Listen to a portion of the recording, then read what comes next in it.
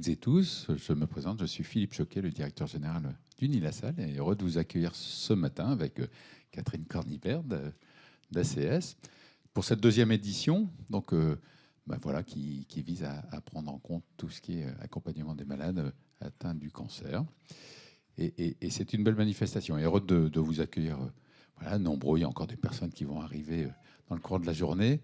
On va braver le froid. Alors, on nous dit quelquefois que Beauvais est loin, mais non, on est à mi-route entre Lille et Paris. Et on est. Alors, si le soleil se lève, vous verrez notre beau campus sous le soleil et c'est agréable.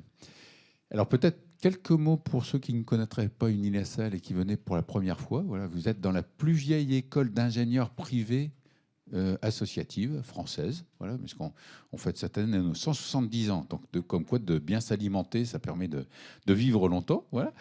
Et en fait, historiquement, on était une école d'agriculture, d'agroalimentaire, et en fait, depuis une vingtaine d'années, voilà, en fait, nous nous sommes dit que la durabilité de notre filière passait par une dimension de santé, parce que se nourrir, la première finalité de bien se nourrir, c'est de se préserver la santé.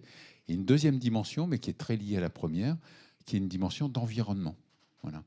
Et donc cette dimension d'agriculture, agroalimentaire, alimentation, passant par l'environnement et assurant une bonne santé, c'est quelque chose que nous avons intégré depuis une vingtaine d'années, que nous avons développé dans nos activités de formation, notamment en lançant il y a maintenant il y a près de 25 ans, une formation d'ingénieur en alimentation et santé. Nous sommes la seule école en France à proposer cette formation et qui a permis de former des jeunes spécifiquement pour ces métiers qui font le lien entre l'alimentation et la santé, que ce soit dans des entreprises agroalimentaires, mais également dans des structures de restauration collective ou dans des structures de type hospitalière, voilà, pour avoir une autre approche un peu innovante par rapport à cela. Et pour avoir ces approches innovantes, notamment sur ce thème de l'alimentation santé, depuis plus de 20 ans, en fait, nous avons déployé en fait, des activités de recherche à l'aplomb de tout cela, à la fois sur des thématiques sur l'alimentation en tant que telle, sur les comportements, sur plein de choses assez innovantes en hybridant nos équipes de recherche qui permettent aujourd'hui d'avancer. Petite innovation aussi depuis 1 an qui nous a permis aussi de renforcer notre pôle santé. Voilà, on a eu l'autorisation d'ouvrir une école vétérinaire, alors pas sur le site de Beauvais, mais sur le site de Rouen. Mais école vétérinaire qui va nous permettre de recruter à peu près 90 enseignants-chercheurs sur une thématique santé, mais qui, grâce à ce qu'on appelle la recherche translationnelle, nous permettra de tester sur des modèles animaux des thématiques, parce que les animaux, notamment animaux de compagnie qui vivent vieux, développent des maladies très similaires à celles de l'homme, quelquefois en relation avec celles de l'homme. Et je pense qu'on pourra faire des choses très intéressantes. Et d'ailleurs, on a déjà structuré notre première équipe de recherche sur cette thématique d'interaction entre l'alimentation, l'environnement et la santé animale et humaine. Voilà, donc on aime bien hybrider les approches scientifiques pour pouvoir faire des choses originales. Et c'est un petit peu ce qui nous rejoint aujourd'hui pour ces 2 journées. Je remercie encore ACS de co-organiser avec nous ces 2 jours. Merci aussi à toute l'équipe d'Unilassal. Merci à vous tous d'être présents, aux partenaires, sans qui ça ne pourrait être organisé, les collectivités locales aussi qui nous accompagnent par rapport à tout cela, parce que voilà, faire en sorte que des personnes atteintes du cancer. Alors la première chose, c'est de prévenir le cancer. Voilà, ça c'est ce qui est le plus important.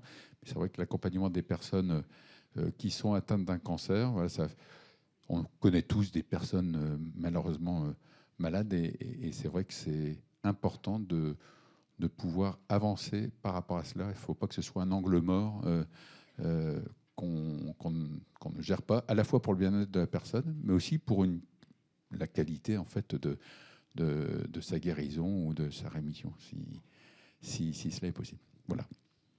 Écoutez, merci à toutes et tous, et puis je vous souhaite de bonnes journées bien remplies.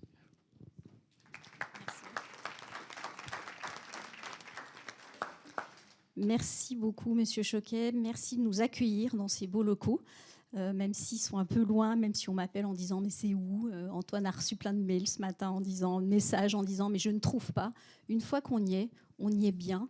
C'est le numéro 2. Je suis vraiment très fière de vous accueillir aujourd'hui dans cet espace, dans cette école qui grouille d'étudiants, qui grouille de bienveillance. Donc merci pour votre accueil. Numéro 2, c'est une belle rencontre qui est née avec Philippe Pouillard. Je vais raconter un petit peu l'histoire de l'origine de ce forum. Lorsqu'on s'est effectivement rencontré avec la Ligue contre le cancer pour créer des recettes en fait, pour pallier les effets indésirables des médicaments et de la maladie.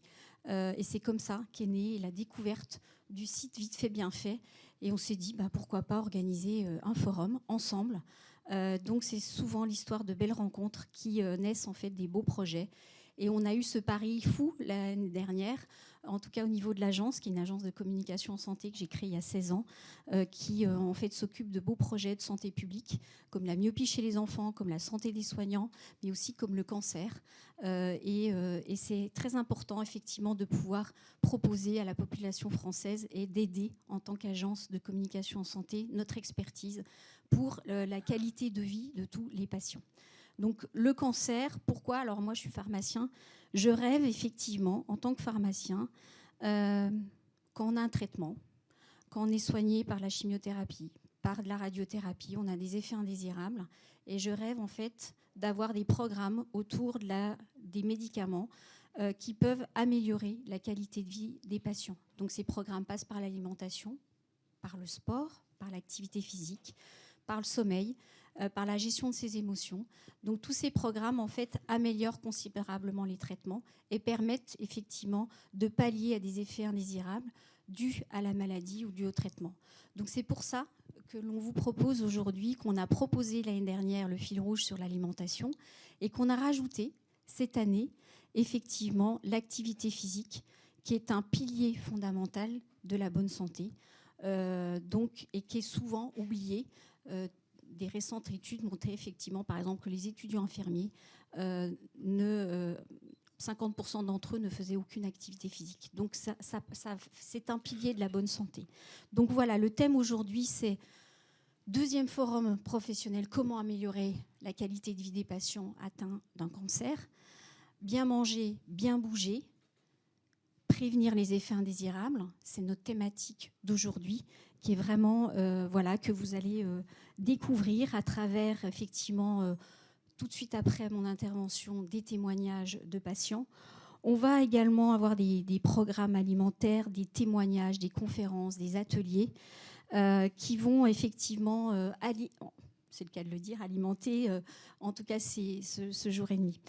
Avant de passer la parole à Antoine, que je remercie d'emblée pour l'organisation et avec qui vous avez eu un contact pour venir ici, je tiens évidemment à remercier Unilassal, l'équipe, Philippe, Karine, avec qui on a beaucoup travaillé aussi pour l'organisation et toute l'équipe logistique. Vous tous, les patients, les associations de patients qu'on a effectivement encore plus inclus cette année, les étudiants aussi qui font toujours plaisir de venir nous voir et de participer à nos conférences, les intervenants qui sont nombreux, puisqu'on a plus d'une 30aine d'intervenants, le comité scientifique, effectivement, que vous pouvez découvrir ici. Alors je suis fière de dire que c'est les meilleurs en France qu'on a sollicité pour construire ce programme d'une grande qualité. Le collège de sociétés savantes, avec plus d'une dizaine de sociétés savantes, nos partenaires sans qui effectivement on n'aurait pas pu organiser cette journée et demain. Et votre engagement à vous tous, c'est pas une cause comme les autres. Je dis toujours, on travaille dans la santé parce qu'on est engagé, on a une vocation. Donc c'est vous aussi qui allez participer, faire évoluer, faire grandir en tout cas ce sujet autour de l'alimentation, vos témoignages, vos échanges donc à cet événement. Donc vous êtes absolument essentiel dans l'émergence de nouvelles idées pour faire avancer nos réflexions. Je parlais tout à l'heure notamment santé bucco-dentaire par rapport à la chimiothérapie, la radiothérapie, qu'est-ce qu'on fait, la fatigue, qu'est-ce qu'on fait, pour faire avancer nos réflexions, nos actions pour le bien-être et le futur de nos patients. Et votre présence aujourd'hui, qui me touche particulièrement, témoigne de votre engagement envers eux et notre bien-être. Donc je vous souhaite d'être riche en expérience, en tout cas d'être participatif, inspirant, riche en échanges et en découvertes. Je vous souhaite une bonne journée et je vais tout de suite passer la parole à Antoine pour vous donner quelques éléments très pratiques et opérationnels du programme de la journée et de demain matin. Et n'hésitez pas effectivement à venir nous voir pour la suite aussi de l'après-forum.